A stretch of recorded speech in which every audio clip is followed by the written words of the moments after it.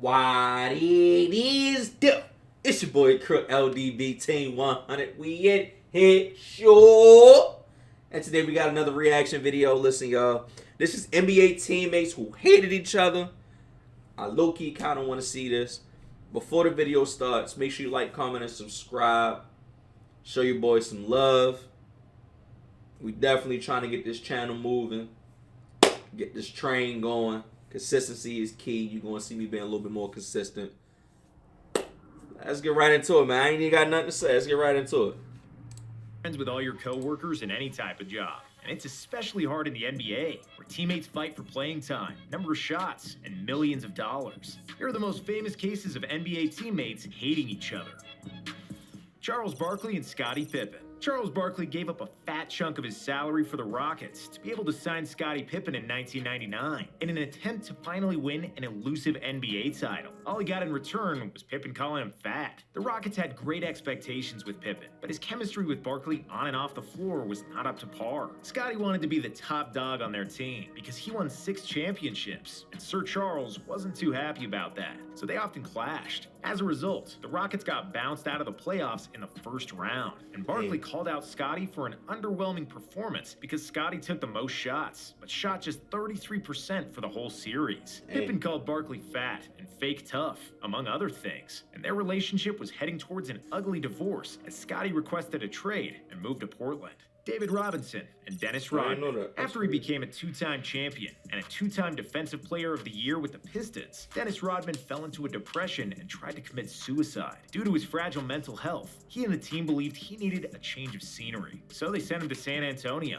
There, Rodman started to act out and slowly started to transform into the maniacal party animal that he is famous for now. Tattoos, dyed hair, piercings, drinking, and women became a new norm for the Worm, which didn't sit too well with David Robinson, who had an Army background, a neat haircut, no tats, and was living and behaving like a model athlete. Two stars couldn't be more different, and they never liked each other. Dennis thought that Robinson was too soft, while David couldn't stand Rodman being late for practice and not talking to anybody for months, which was destructive for team chemistry. Nikola Mirotic and Bobby Portis. There were on-court altercations between teammates, like the one Katie and Draymond had. There are media feuds like Shaq and Kobe, or when LeBron James not so cryptically told Kevin Love to start fitting in. And then, there are literal fights between teammates. MJ punched Steve Kerr in the face, Vince Carter body slammed Sam Mitchell to the floor, and Shaq choked out Gordon Giricek to sleep right before a game. In 2017, when they were teammates in Chicago, Nikola Mirotic and Bobby Portis got into a fight. Mirotic pushed Portis away twice before Bobby connected a mean right hook. Mirotic fell to the floor and ended up with a facial fracture.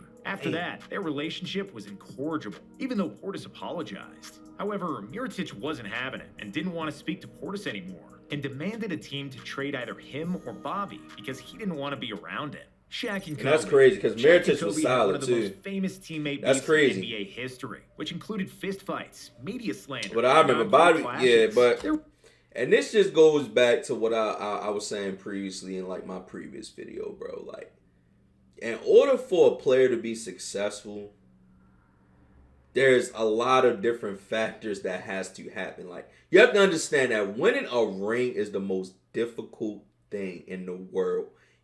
In whatever sport you playing in, baseball, basketball, football, soccer, hockey, tennis, anything. Winning a championship in any one of those respective sports are so hard because there's a lot of factors that play into it. Especially basketball, one of the factors that plays into it is chemistry.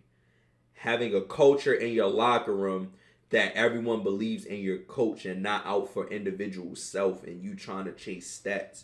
Bobby Portis right now is flourishing in Milwaukee. But him with the Bulls was a little bit rocky, as you can see. I like Mirotic. Well, Mirotic was fire in my opinion, bro. It's just, I don't know. It just never gelled. Then when he went to the Pelicans, I thought he was going to stay with the Pelicans, and then he just left. I don't know, but it's just a lot of factors that goes into these type of situations, and like a lot of things that we don't know that really goes in on the locker room like every day. Like, it's really issues that go on in the locker room that we don't know about. And that's the reason why, like that's the reason why, like, some of the stuff gets out to the media or it gets outside the locker room, bro, and we just don't know it whole time. Like, that man was probably, he frustrated in Chicago, went to Milwaukee, won a ring with Milwaukee. Now look at him, bro. He's the, if you ask me, he's the spark that gave him the run to the championship when they won a championship, bro. I promise you, he was a spark, bro. He was a spark. He believed in that system.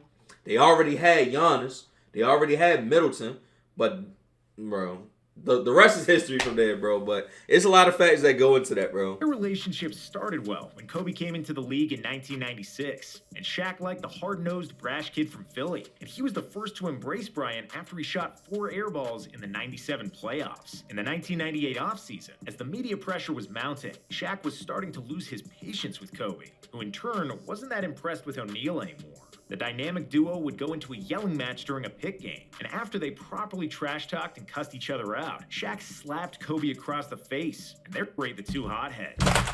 Shaq slapped Kobe across the face, and their teammates had to separate the two hotheads. When Phil Jackson joined the team, Shaq got into the best shape of his life, and things were mostly cool between him and Kobe, while the team thrived and won 3 consecutive titles. After that 3rd title, Shaq was content with his career, and he enjoyed his summer, opting to delay his toe surgery just before the offseason. "I've got hurt on company time, so I'm going to recover on company time," he famously said, and Bryant was furious that he was so unprofessional and that he gained weight. After that, Kobe went on a scoring tear without Shaq and didn't want to become the number 2 option once O'Neal returned to court, so the two started constantly fighting on the court, in the locker room, and over the media. They nearly had another fistfight during the 2004 season, and their lack of team chemistry resulted in a finals loss to the Detroit Pistons. Subsequently, Phil Jackson was fired, and Shaq got traded to Miami. Because of their beef and some personal things Kobe said about his marriage, Shaq wouldn't even acknowledge Kobe when he played against the Lakers. But while the beef with Shaq was the most prominent feud of Kobe's career, he had plenty of other teammates with whom he didn't see eye to eye. Bryant hated Karl Malone when the mailman joined the Lakers in 2004. After Malone made advances towards Kobe's wife, Vanessa. After Shaq left, Kobe was stuck with a mediocre team, headlined by the legendary Smush Parker, whose basketball career is famous only because of his beef with Kobe. Bryant berated Smush at every chance he could, and they both trash-talked each other in the media long after Parker's 2-year stint with the Lakers was over. And then, of course, is Dwight Howard. Kobe never liked Howard from the start of his career with the Lakers, and neither did Steve Nash. It was a story about that. Also clashed with Dwight often. Kobe called Dwight soft when they had an altercation on the court and said he started appreciating Shaq more after his tenure with Howard.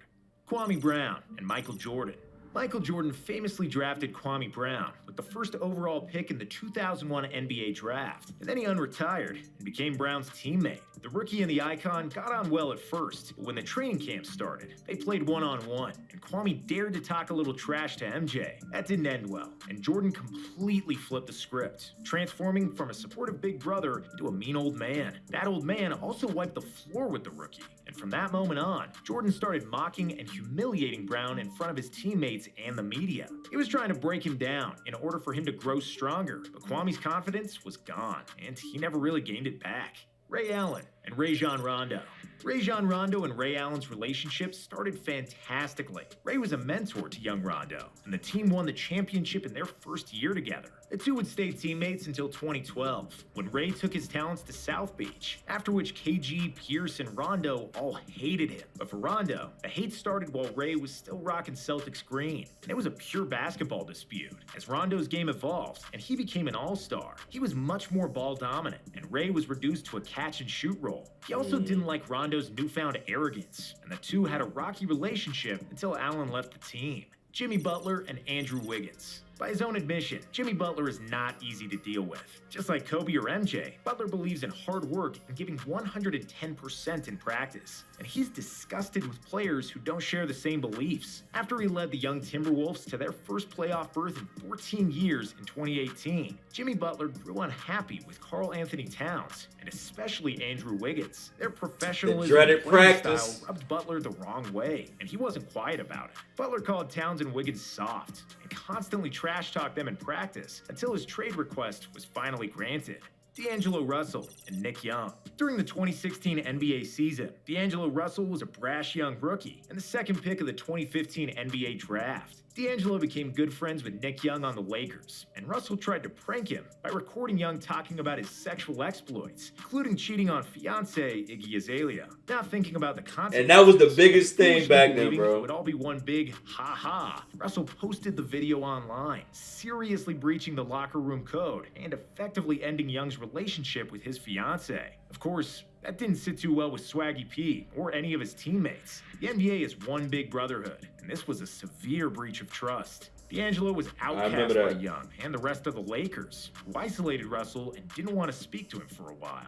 Rafer Alston and Jalen Rose. I remember that. I love Jalen Bro, Rose that was as the a man. biggest thing She's back a then, terrible bro. teammate. Those were the words of Rafer Alston during an interview in 2021, referring to the one season he spent with Jalen on the Toronto Raptors. Alston, also known as Skip to My Lou, was a talented point guard who played the best ball of his career with the Raptors, while Rose was on the back end of his career, and their career goals were somewhat different. Alston explained that Rose was extremely selfish, and that he only cared about his numbers, and that he wouldn't play hard on defense if Alston didn't pass him the ball enough. Skip got so mad at Rose during one game against Charlotte that he deliberately didn't pass him the ball the entire game, and openly admitted it was due to Jalen's bad habits during the season. The two got into an argument and never liked each other, even though Alston praised Rose's attitude and character off the court. After Alston's interview, Jalen Rose admitted that Skip was absolutely right, and that he was just trying to milk another contract for himself by scoring a bunch of points. Larry Johnson and Alonzo Mourning. Charlotte's luck in the lottery enabled them to pick power forward Larry Johnson with the first overall pick in 1991, and center Alonzo Mourning was the second overall pick in 1992. Johnson got there first. He won Rookie of the Year, opposed to Mourning, and he believed that he was the top dog on the young Hornets team. The Hornets thought so too, because they signed him to an $84 million deal, which rubbed Alonzo the wrong way, because he figured there wouldn't be enough money for him. The two young bulls clashed their horns, and their struggle for domination and the alpha dog label derailed the team. By the end of 1996, both of them were out of Charlotte, and they hated each other's guts ever since. Their beef culminated in the 1998 playoffs between Larry's Knicks and Mourning's Miami Heat. After several playoff clashes and years of bad blood, the two players had a major fight on the court. Even though none of their shots landed, their altercation became legendary after a 5'9" Knicks coach, Jeff Van Gundy, tried to stop the fight and ended up grabbing Mourning's leg and clinging onto it for dear life. James Harden, Dwight Howard. Dwight Howard had left a bad taste in everyone's mouth. I'm gonna look that he left up. Orlando to go to Los Angeles, and it was the same when he left LA to sign with the Rockets. However, old habits die hard, and in Houston, Dwight was still demanding touches in the post, despite not being an elite post player, and was still goofing around in the locker room, while nobody found his antics funny. "Houston, we got a problem," James Harden said. The Beard couldn't stand Dwight anymore, and by the end of Howard's stint in Texas, he and Harden were not on speaking terms. A similar thing happened with Harden and Chris Paul, who also weren't speaking in their second year together, and Harden used his influence to trade CP3 out of Houston as well. That's crazy.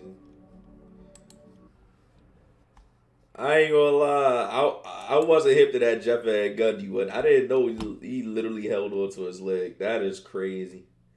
But that's the end to today's video. I love you guys. I'm gonna see you on the next one. Peace out.